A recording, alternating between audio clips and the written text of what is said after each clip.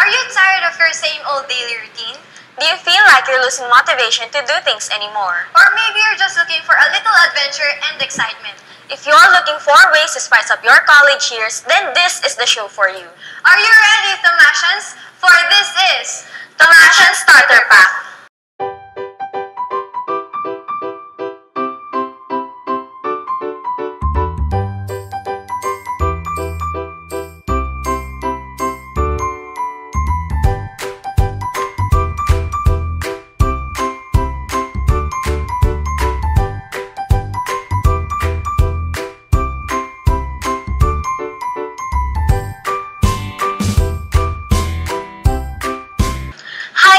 Welcome to Tomashan Starter Pack. I'm Abby Columbres and I will be one of your hosts for today.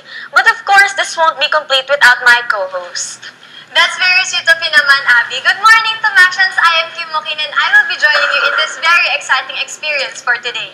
So wag na natin sila paghintayin pa because we all know that we have a lot in store for our viewers for today's show. So why don't we start by introducing our guests for today? First off, we have our current Tomashan Youth Ambassador, Mr. Paolo Katigbak. And joining him today is Miss AB 2014 and the current ABSC Vice President External, Miss Isa Marasigan. Good morning, guys! Hello po, good morning! Kamusta naman po kayo? Good. Okay naman. So before we begin, curious lang kami na malaman what comes into your mind when you hear the word Tomashan? Okay, when I hear the word Tomashan, syempre yellow tsaka Growling Tigers. Very true. Just the most fun people to be around. Like, every person I meet here in USC is always really fun to be with, so... Ganun talaga. So, Isa, if you were to compare your life in UST now to your life during freshman year, what big changes happened? The biggest change I've had definitely was I grew more as a person. Kasi back when I was still in the province, when I was in high school, I come from a very small community. So I know the people from my school talaga by face. I don't memorize them by name. And when I got here in USC, I got to know more people. And syempre, I grew as a person. And I think that's the biggest change that I've encountered. Yes. So ayan, I think na medyo nare-relax na tayo sa kwentuhan. Mr. Pao, we have a question for you.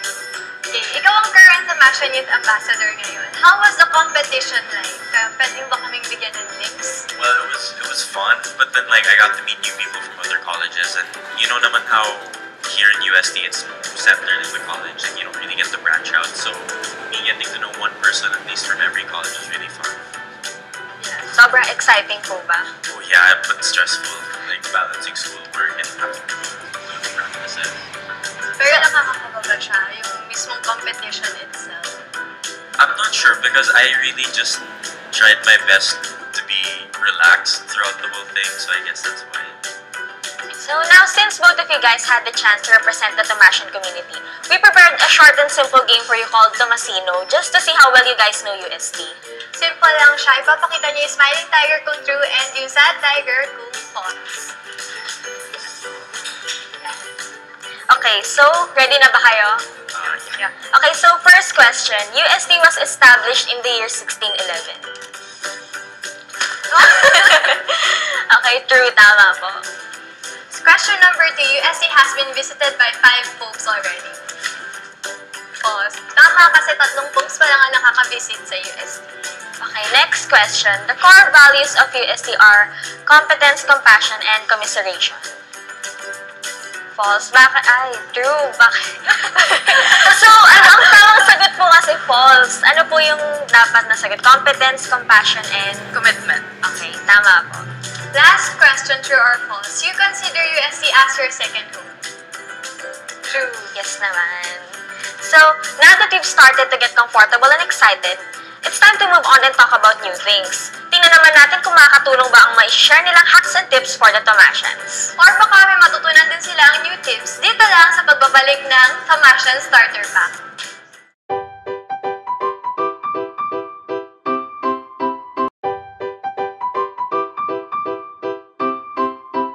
Welcome back to Tomashan Starter Pack. Before the break, we got to know our guests and how the Tomashan life has been treating them so far.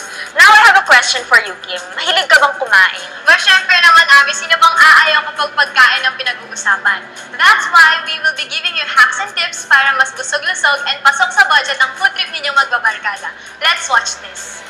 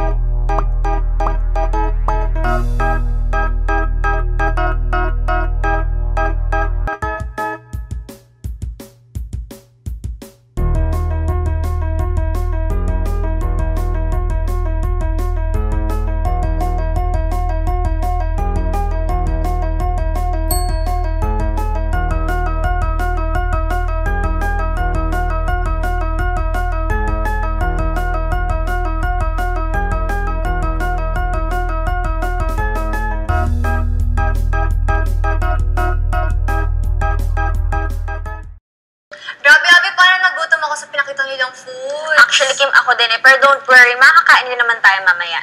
Now that you've seen the different types of food that are close to the Tomasians' hearts, ano naman kaya ang mga cultures and traditions na nagsisimbolize ng pagiging isang full-blooded Tomasian? Let's watch this.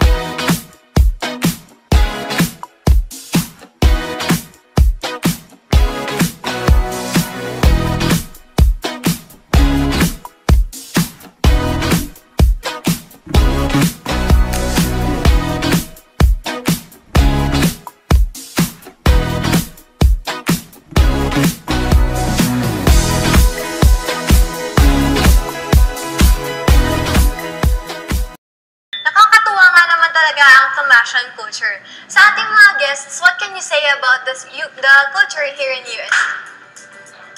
Mr. Pao? It's very nice to stay here. Like I go jogging around school a lot, and just seeing all the people around, just all grouped together, it's really nice to see. I like that. Isa? But kasi yung mga school, so anyone you can talk to. Kasi anywhere you go, it's family. True. Talagang family ang mga Thomasians. No? So, marami na tayong nalaman ng mga tips and hacks galing sa mga videos and sa mga guests. But I'm sure may pang questions ang ating mga freshmen. Which is why we had a tweet blast with the hashtag Thomas para masagot ang mga questions ninyo. Inipon namin dito sa jar ang lahat ng questions ng Thomasian online community. So, bubunot kami ng questions and then answer them based on your experiences. Okay, so mauna ka na, Kim. First question. From @Virgin. Paano po kapag ang lakas ng ulan tapos wala po kayong payong pero ang daming payong sa labas ng live? Ano po gagawin niyo? Oh my God, parang alam na. Okay, so, Isa. Stay inside the library na lang. Yes. I guess I would just look for someone to Gahanap ng Casparks. Okay, next question from Camille Barria. How to make your last 3 sems sa UST worthwhile? Miss Pao. Miss Isa. Definitely, meet more people. And siguro invest more in your studies. Pero also grow as a person in your organizations.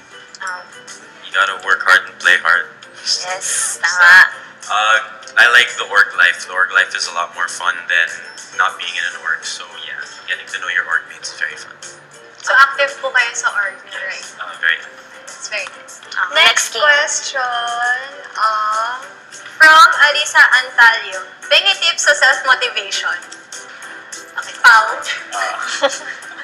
I guess just look in the mirror and say, yes, you can do it.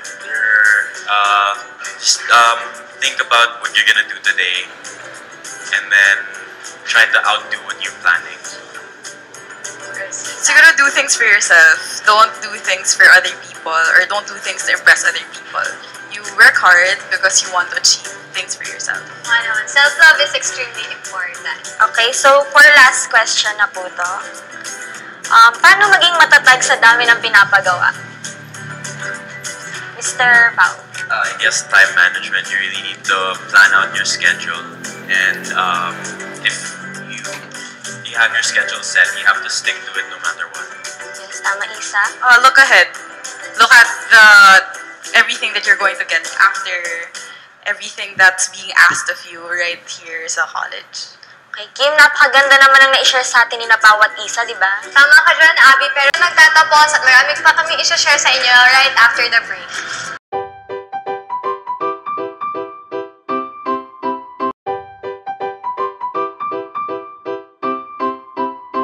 And we're back here on Thomasian Starter Pack. Before the break, we showed you guys some tips and hacks about the food and culture dito sa UST. And of course, isa sa mga goals ng ating show ay mapagaan ang buhay ng ating mga freshmen. At hindi ito magiging Thomasian Starter Pack kung hindi tayo makakakuha ng thoughts and opinions galing mismo sa mga Thomasians. Let's look at this. Tomasino ako! Tomasino ako! Tomasino ako. Tomasino ako! Tomasino ako! Tomasino ako!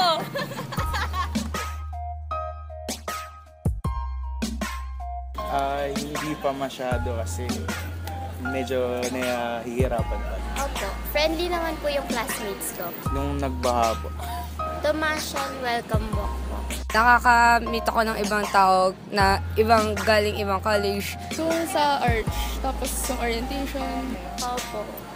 Yes. Parang medyo madami ng friends. Yes. Bakit naman? Kasi parang, comfortable ka na gumalaw. Parang yung mga nakakasulungan mo naman araw-araw, parang hindi mo na-feel na homesick ka, ganun. Siguro yung sa Paskuhan at saka yung mga orgs na sinalihan. Paskuhan? Yung first time na Paskuhan. Natuto ako mag-time manage. Mag-manage na time, yes. Yes, because here I actually found my true friends. Unlike before, I had difficulties in coping. Yes, comfortable ako. Yes, kasi yun nga, very friendly talaga yung atmosphere niya. When I finally learned that it's not about fitting in, people accept anyways. Nakapag-adjust na po ako, although medyo nahihirapan po ako kasi evening classes na po. Sa una, nahirapan ako kasi I'm from public school. So, medyo mag-a-adjust ng ontes. Tapos yung ibang tao, syempre kailangan kong pakisamahan. So, nahirapan din ako. Pero later on, nalaman ko na yung UST, hindi naman siya ganun ka, parang konyo type. Parang sobrang welcoming niya na accept ka niya. Ganun Friendly yung feeling. po. Friendly, very friendly. So now that you've heard the voice of the Tomasians, what can you say about their insights? Were you able to relate? Yeah, I was able to relate kasi parang before, I wasn't from a big school, so when I got here, parang new environment siya, so I was able to really get into it really quick. Aside from USC being a new environment as well, talagang nag-adjust talaga ako, especially now that it comes to time, tapos nag-like pero I think kaya. Well, of course, hindi lang enough na yung experiences lang nilang narinig natin. Ano yung mga favorite experiences nyo dito sa UST? The welcome walk. Well, of course, yun yung favorite nating lahat, di ba? Isa. Siguro yung favorite and most memorable experience ko sa USC would be my first day. Kasi diba I come from a very small school. And then when I got to be hawak natin yung rich forms natin yung first year. Kasi sobrang daming tao, parang wow, sobrang na-culture shock ako. So never ko talaga makakalimutan.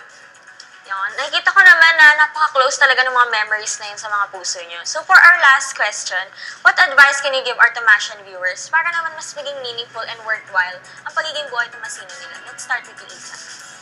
Join our campus. It cultivates your skills and your knowledge. But never forget your academics. Because you come to school, that's not How about you, Pao? Join as much extracurricular stuff as you can, like outside of your orgs. You like I joined the TYA thing. Then, because it's fun, like all the memories you make there. I mean, you're not gonna remember your classes so much. Like you're not gonna remember what you did for a specific subject on this day, but you'll remember each and everything that you did outside of school, outside the classroom, because that's really where you learn. Yeah, so it's definitely a privilege na maging Tomasian, di ba, Alice? Yes, And I tama think na yung mga natutunan natin ngayon, eye-opener talaga sila. And hindi lang sa atin, kundi na rin sa mga viewers natin. Yes, tama ka dyan, Kim.